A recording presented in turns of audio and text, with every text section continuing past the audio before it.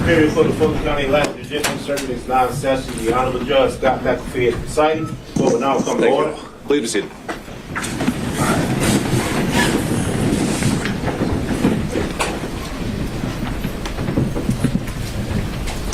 All right, we are back on the record with 23 SC 188947. Beginning with the state, if I could have counsel for today identify themselves for the record. I don't body for the state. All right. Good afternoon, Your Honor. Steve Sadown, Jennifer Littleford, President Trump. Presence. He's actually down in Florida. Understood. Thank you, Mr. Sadow. Good afternoon, Your Honor. Richard Rice and Chris Lewitz for Mr. Geely and Mr. Geely. All right, on behalf of Mr. Giuliani. Alan Stockton on behalf of Mayor Giuliani, who waives his presence. Thank you. On behalf of Mr. Meadows. Your Honor, Jim Durham on behalf of Mr. Meadows, he waives his appearance. On behalf of Mr. Clark. Harry McDougall, Your Honor. Mr. Clark waives his appearance. On behalf of Mr. Roman. Good morning, Judge. Ashley Marchant and John Marchant on behalf of Mr. Roman, and he waives his presence. On behalf of Mr. Schaefer. Good morning, good afternoon, Your Honor. Craig Gillen, Anthony Lake, and Holly Pearson on behalf of David Schaefer, and he waives his presence. On behalf of Mr. Floyd. Do we have anyone joining us on Zoom on behalf of Mr. Floyd? All right. Well, seeing as counsel had previously attended the prior hearings and this one has been noticed, I'll find that they've waived their appearance for argument today. Anyone on behalf of Ms. Latham? Good afternoon, Your Honor. Bill Cromwell on behalf of Ms. Latham. She waives her presence. All right. Thank you, Mr. Cromwell. All right. So I've been informed by counsel collectively for the defendants that they were requesting a total of an hour and a half for argument to be divided amongst themselves as they've already agreed. And so to effectuate that, I'll have the time queued up, and we'll start the clock running, and you all can see fit to divide that as you would like. And obviously I've allowed the same amount of time for the state as well. Before we get into that, I believe there may have been a few things just to clean up as part of the record, specifically since we last convened. Counsel on behalf of Mr. Roman had submitted a Defense Exhibit 39, and if there are any objections that wanted to be placed on the record on behalf of the state, we can do that now. But at a minimum, I think the intention was that I would be admitting that collectively as an exhibit, if nothing else, just for appellate purposes for the record. Mr. Abadi, anything the state wants to add as it relates to Exhibit 39? No objection from the state. I have a copy for the court reporter. I printed a copy out, and I sent it electronically. All right. If you've got that marked and stamped, we'll provide that to the court reporter.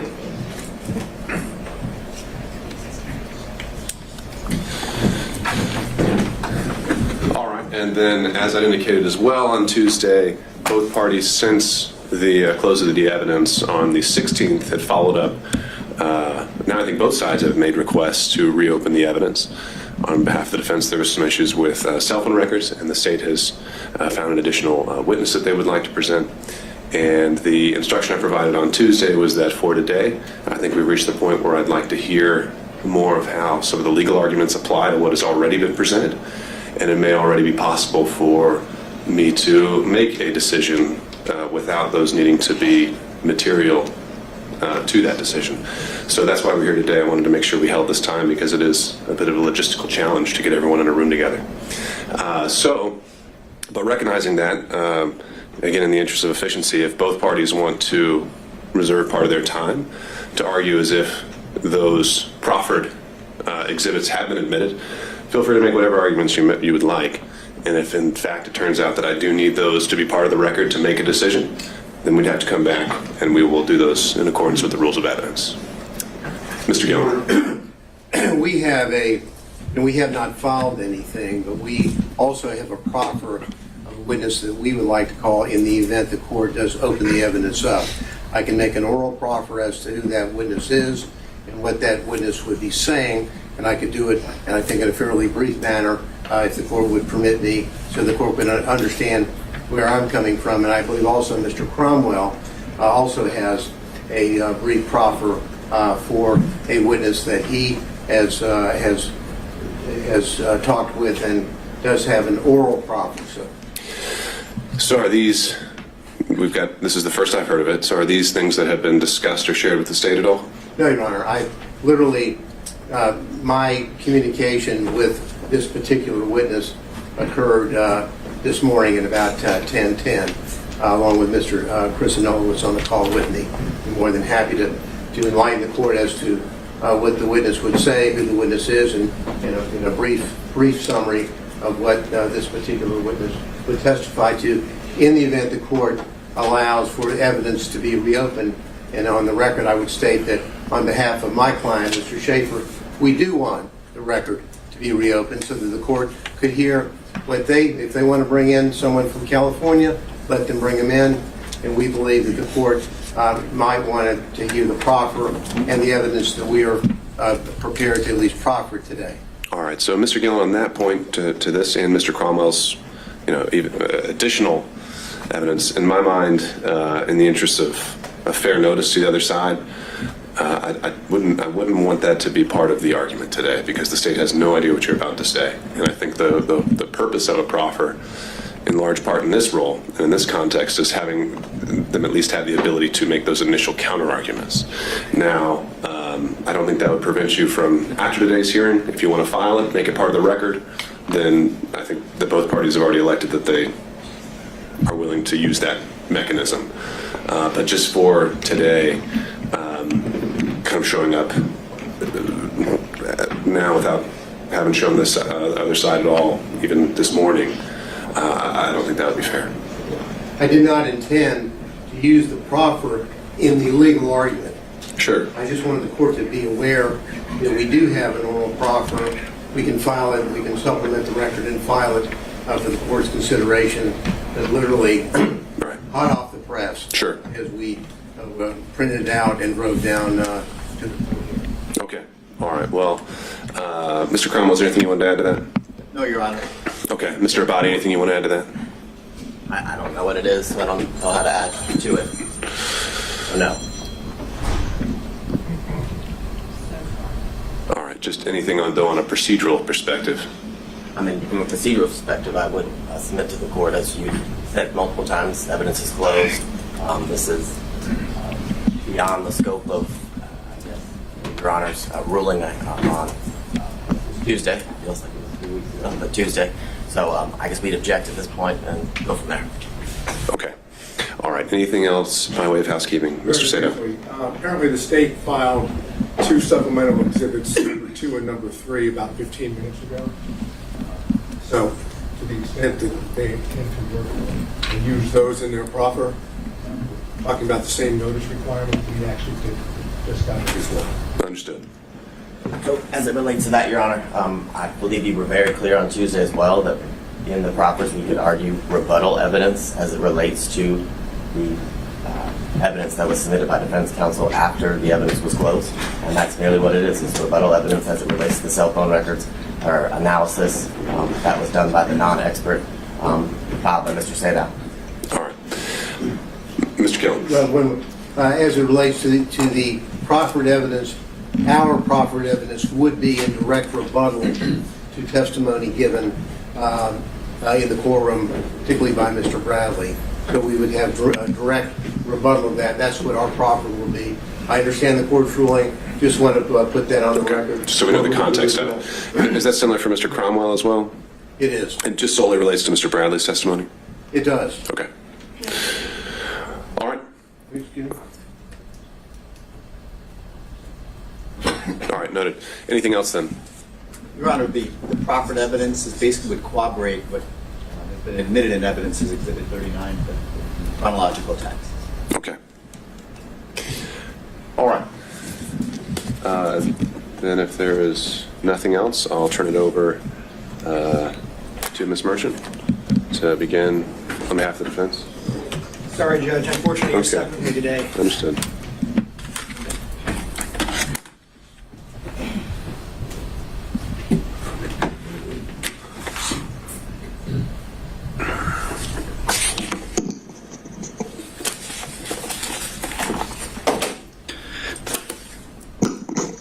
May it please the court, Your Honor, John Marchant on behalf of Mr. Roman. just by way of roadmap, to give you some idea about the allocation of time and what I'm going to be covering, I've been charged with talking to Your Honor about the conflict issue and the appearance of a conflict and what we believe the evidence to show on that issue. Mr. Sadow, Mr. Gillum will be talking more about the forensic misconduct piece of it. Ms. Willis's church speech, statements made to the media, fraud on the court, frankly, and the book that she gave several interviews for. So I won't be discussing any of those issues. So if you'd like to ask me, certainly I can try to address them, but that's going to be the focus of their presentation. And then towards the end, other folks may have some issue-specific type arguments, either in follow-up to mine or the forensic misconduct. But those are the two lanes that we're going to be covering, but I'm going to do the conflict piece of it for you. And on that issue, Your Honor, this is a matter of first impression in Georgia. I can't find a single case that's been published by the Court of Appeals or the Supreme Court that is based on these facts. There are, of course, a number of different appellate court cases that deal with conflict-related issues and, more importantly, appearance of conflict-related issues. And some of those are based in state law. Some of them are based on the ethical rules that govern lawyers. Some of them are based upon the Sixth Amendment right to due process that's implicit in all of what we're doing here today. I want to remind the court that we're here today on this motion to disqualify DA Willis and her office because of her judgment, frankly. She is supposed to be disinterested under the Sixth Amendment, and she's anything but that. The fact that these proceedings have taken this long and through the convoluted way we've made it here today explain that. So as I present my arguments, I want the court to understand that this court represents the guardrails for the Sixth Amendment in this context, and Ms. Willis has already been disqualified once. So I would encourage the court to remember what Judge McBurney did in his order disqualifying.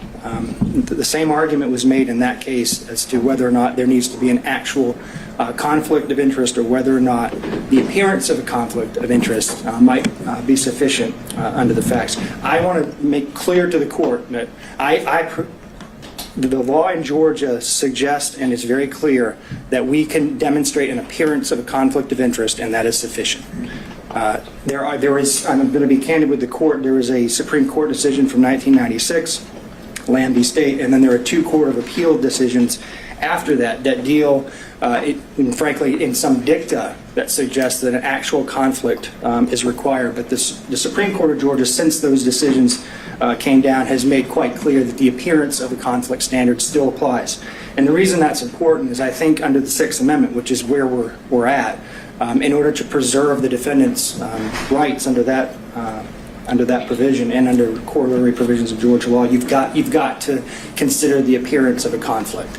And the reason why the appearance of a conflict is so prescient here is because if this court allows this kind of behavior to go on and allows DAs across the state by its order to engage in these kinds of activities, the entire public confidence in the system will be shot. And the integrity of the system will be undermined. And so with those sort of public policy and constitutional principles, I wanted to turn to the law in Georgia on disqualification. And Your Honor, I'm going to give you the law, and then I'm going to talk about the facts and how they apply to the law at the end. If you want to talk about the facts earlier, jump right in, and I'll be happy to do that. I'm sure Your Honor is very well prepared and probably knows all the law that I'm going to cite to you. But to give the skeleton outline, the original seminal case that deals with conflict of interest from the Georgia Supreme Court is Williams v. State. That's 258 Georgia 305. And there are basically two methods by which you can disqualify a district attorney. One of them is a conflict of interest, and I'll suggest to the court that doesn't mean an actual conflict. That could mean an appearance of conflict as well, and then forensic misconduct. Importantly, in the Williams case, though, in footnote 4, and I think this is important for the court's analysis about the facts and which box it fits into, the court said there is no clear demarcation line between conflict of interest and forensic misconduct, and a given ground for disqualification of the prosecutor might be classifiable as either.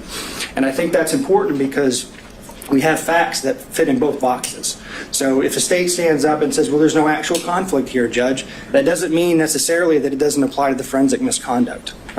Typically, forensic misconduct relates to statements of the prosecutor designed to impugn the character of the defendant before trial. and to affect the jury pool, which we have here, which I'm not going to discuss, but the facts that we have here very much relate to that issue, and there's crossover. Importantly, and I think this is important for the court's consideration of what effect the court's ruling may have, is if you deny this motion, there's a good chance, if it's reversed, that we would be granted a new trial. So that means we're going to have to do this all over again. In amusement sales versus state, 316 Georgia Appellate 727, that's a case that cites Whitworth, which is physical precedent only. The court said, if the assigned prosecutor has acquired a personal interest or stake in the conviction, the trial court abuses its discretion in denying a motion to disqualify him, and the defendant is entitled to a new trial, even without a showing of prejudice. So that means if we show the court today, and I think we have through the proceedings today and before, that Ms. Willis has developed a very personal interest in this case, and Your Honor denies this motion, we're coming back all over again if the appellate courts say you were wrong. So what is that personal interest? So the personal interest can be, there's no definition of that under Georgia law, and it could be a personal financial interest. It could be a personal interest related to bias against a particular defendant, which sort of falls into the forensic misconduct box. But we have here a very personal financial interest that's been laid out in terms of money received by Ms. Willis as a result of the scheme that she set up.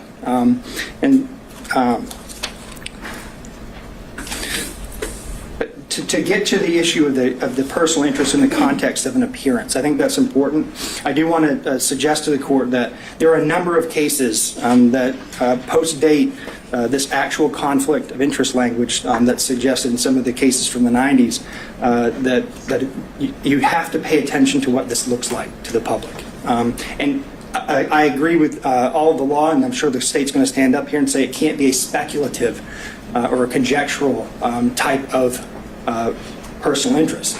We don't have that here. We have something very concrete. And as Judge McBurney put it, actual and palpable, not speculative and remote. That's exactly what we have here. We've demonstrated through the testimony of the witnesses, some of whom impeached themselves, that we have a very personal interest. In the seminal United States court case that deals with prosecutorial impropriety is Young v. U.S. That's a 481 U.S. 787 case. In that case, it's the opportunity for conflicts to arise that created at least the appearance of impropriety. And that's the case that requires that the prosecutor be disinterested. Since a scheme injecting a personal interest, financial or otherwise, into the enforcement process may bring irrelevant and impermissible factors into the prosecutorial decision. Now, there are a number of Georgia cases that sort of repeat that theme. Reeves v. State, 231, Georgia Appellate 22, that's a 1998 case, stated a potential conflict of interest existed and the appearance of impropriety existed. Davenport v. State, 157, Georgia Appellate 704, that's a 1981 case. That was decided 7 years before Williams.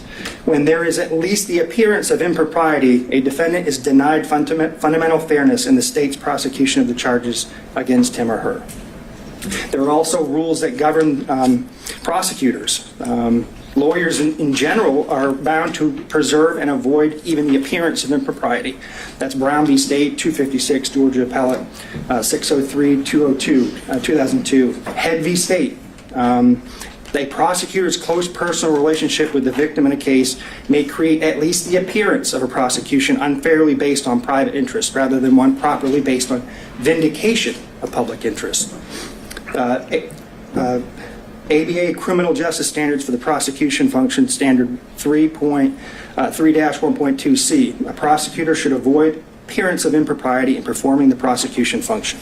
3-1.7f. The prosecutor should not permit the prosecutor's professional judgment or obligations to be affected by the prosecutor's personal, political, financial, professional, business, property, or other interests or relationships. So the rules that govern her in her own profession say that this is wrong because she's developed a financial interest in this case.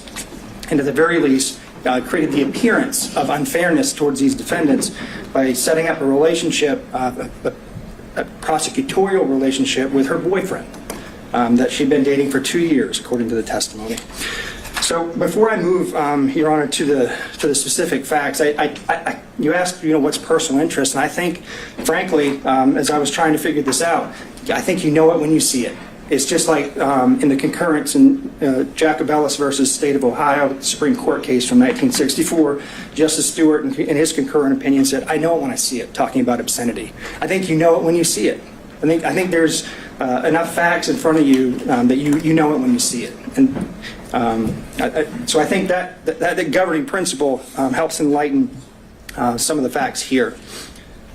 And also, I think it's not just financial. In McLaughlin v. State, I think the court's very familiar with that case, 295 Georgia 609, 2014. The Supreme Court essentially said that because the acting DA had become a witness in the case and developed a personal interest in the case due to his daughter's relationship with the victim, that he was disqualified. And because he was disqualified, his entire office was disqualified.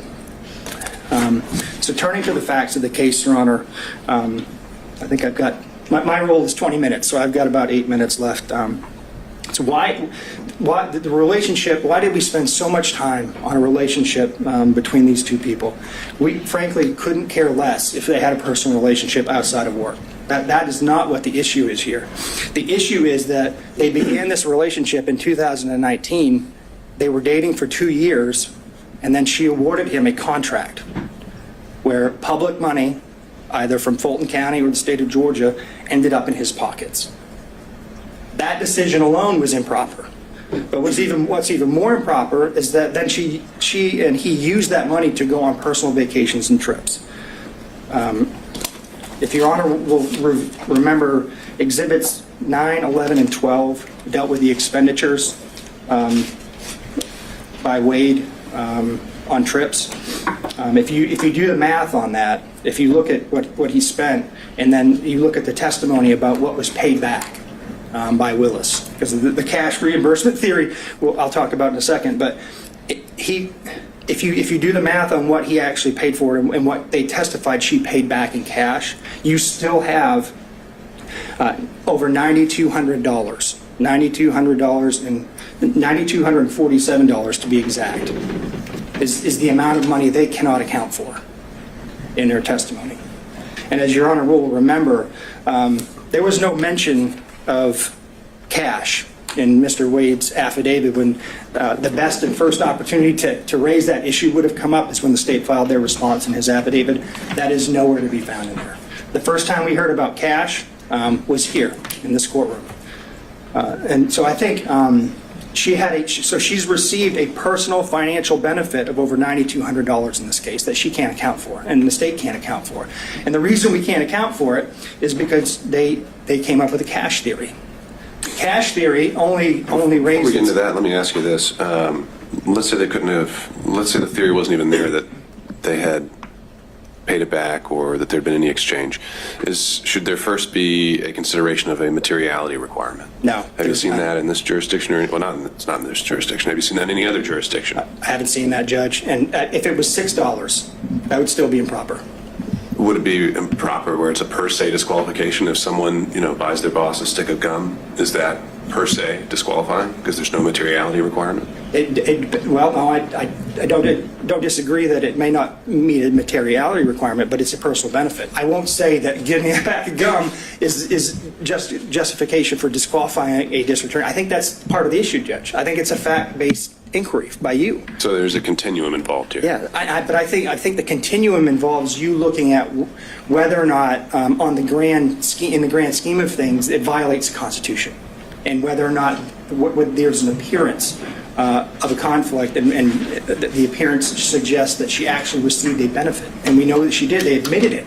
We don't have to speculate about that. They said that she said she got a benefit, and she said she paid back certain amounts.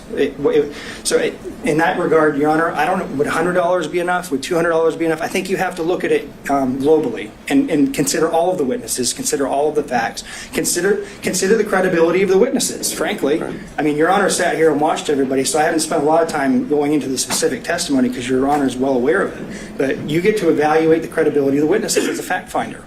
And you know, just Just from a legal perspective, though, you're saying we can't just say dollar amount, look no further. There has to be a totality of the circumstances analysis.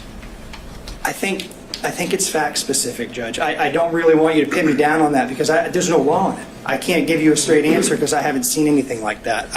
And I think if we build a materiality requirement into the case law, then you're down a slippery slope then, because then it's going to be the appellate courts are going to be deciding, well, is $50 enough? Is $100 enough?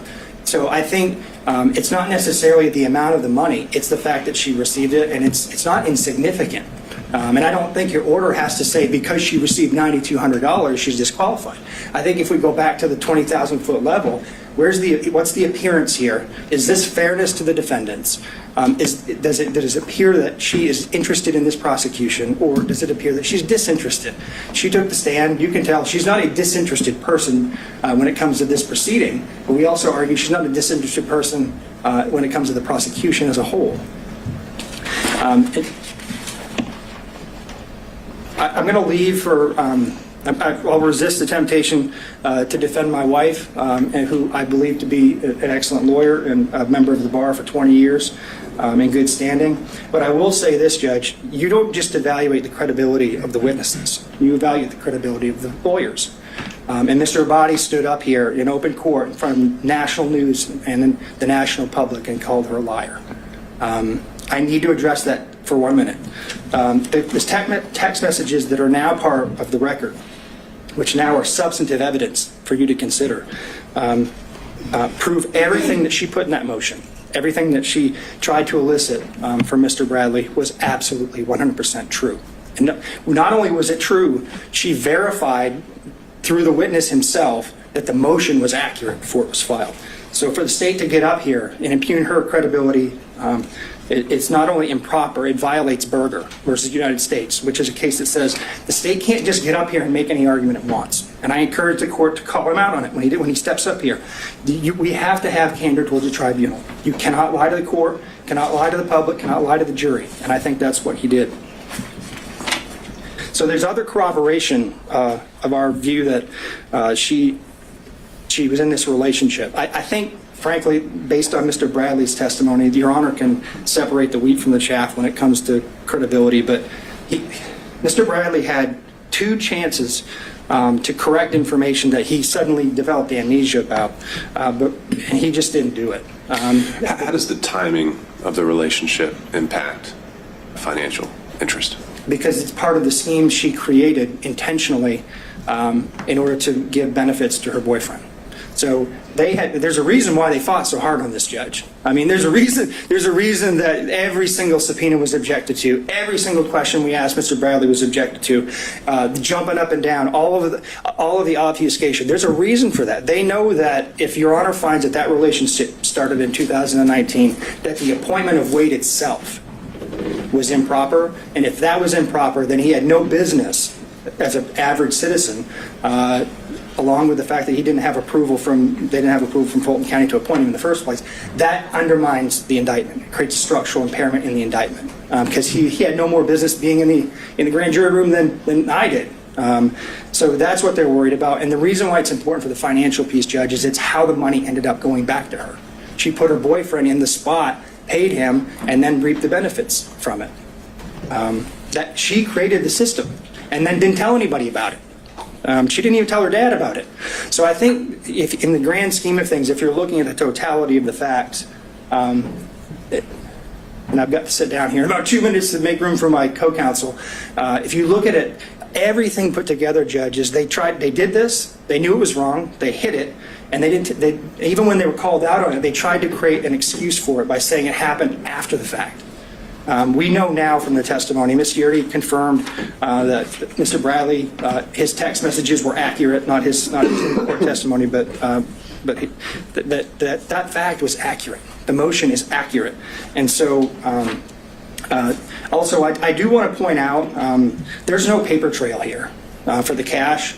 I know that this was I know she and her father both testified that they kept cash on hand, which, I mean, keeping cash on hand in and of itself is not a problem. When you're a public official and you're required to keep track of gifts that you receive, then you need to keep track of it. But there's no paper trail. There's no deposit history. There's no withdrawal history. There's no receipts. None of that. So even assuming their testimony could be credible, and we don't think that it is, you still don't have enough information to track all that money that she received. And this is just what But we does know the about. lack of evidence fall on the state? Does the lack of evidence fall on the state? Isn't that where burdens come in? Yeah, yes, I think they had an obligation to tell Your Honor, hey, this is where the money went. And they certainly had the ability to do that if they could do it. Since they didn't do it, we have to assume they can't. And if they can't, I just want to remind the court of a very important piece of testimony from Ms. Willis that I think goes to credibility of all of the officers of the court who testified. She met with Wade, and they developed, in 10 minutes after talking about the financial piece, I believe, this cash theory that could not be rebutted. We have no ability to do that. They did, and they chose not to do it. So with that, Your Honor, unless Your Honor has more questions for me, I'm going to sit down and turn the podium over to my distinguished colleague, Mr. Sadow. Thank you, Mr. Marchant. Appreciate the court's time.